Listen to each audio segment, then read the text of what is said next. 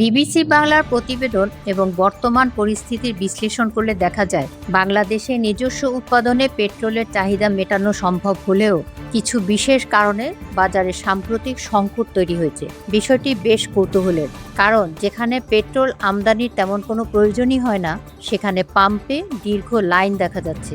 এর প্রধান কারণগুলো নিচে সহজভাবে দেওয়া হলো। প্যানিক বাইং বা আতঙ্কিত হয়ে কেনা।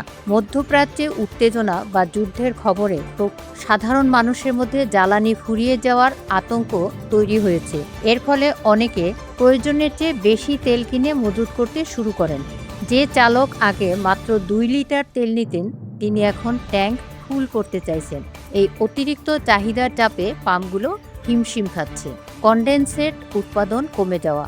বাংলাদেশে পেট্রোল মূলত প্রাকৃতিক গ্যাস উত্তোলনের সময় উপজাত হিসেবে পাওয়া কনডেনসেট থেকে তৈরি হয়। সম্প্রতি কিছু গ্যাস ক্ষেত্রে যেমন বিবিয়ানা গ্যাসের উৎপাদন কমে যাওয়ায় কনডেনসেট পাওয়া কমে গেছে।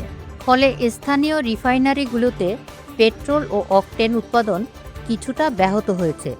আন্তর্জাতিক পরিস্থিতি ও সরবরাহ বিলম্ব। অকটেনের প্রায় অর্ধেক বা তার বেশি অংশ বিদেশ থেকে আমদানি করতে হয়। আন্তর্জাতিক অস্থিরতার কারণে জাহাজ আসতে দেরি হলে বা ডলার সংকটের কারণে আমদানিতে বিঘ্ন ঘটলে বাজারে সরবরাহের ঘাটতি তৈরি হয়। কৃত্রিম সংকট ও মজুতদারি। অসাধু ব্যবসায়ীরা অনেক সময় তেলের দাম বাড়তে পারে এমন ধারণা থেকে তেল মজুত করতে শুরু করেন। ফলে পাম্পে তেল থাকলেও সাধারণ গ্রাহক তা পান না। গ্যাসের বিকল্প হিসাবে তেলের ব্যবহার। গ্যাস সংকটের কারণে অনেক শিল্প কারখানা বা বিদ্যুৎ উৎপাদন কেন্দ্র বিকল্প হিসাবে তেলের ব্যবহার বেড়ে যাওয়ায় সামগ্রিক জ্বালানি খাতের উপর অতিরিক্ত চাপ তৈরি হয়। সংক্ষেপে বলতে গেলে বাংলাদেশে পেট্রোলের চাহিদা বছরে প্রায় 4.62 লাখ টন এবং অকটেনের 4.15 লাখ টন।